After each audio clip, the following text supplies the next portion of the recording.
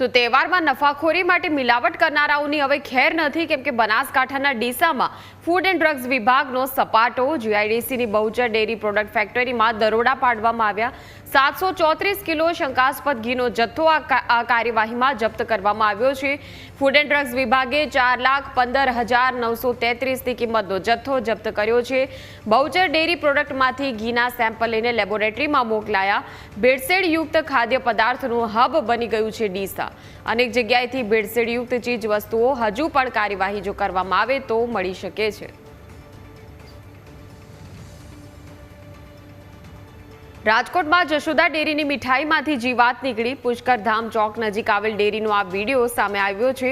જીવાતવાળી મીઠાઈનો video social મીડિયામાં viral થયો છે. લોકોના આરોગ્ય સાથે ખુલ્લેઆમ ચેડા થઈ રહ્યા છે. આરોગ્ય વિભાગનું અનેક જગ્યાએ માત્ર નાટક પૂરતું ચેકિંગ, અનેક જગ્યાએ નમૂના લીધા, પરંતુ તેનો રિપોર્ટ આવશે તહેવારો વીતી ગયા બાદ.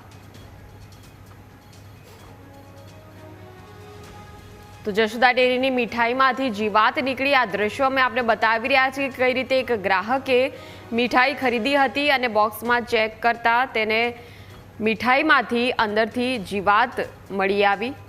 ડેરીનો આ વિડીયો સોશિયલ મીડિયામાં ઝડપથી વાયરલ થઈ રહ્યો છે.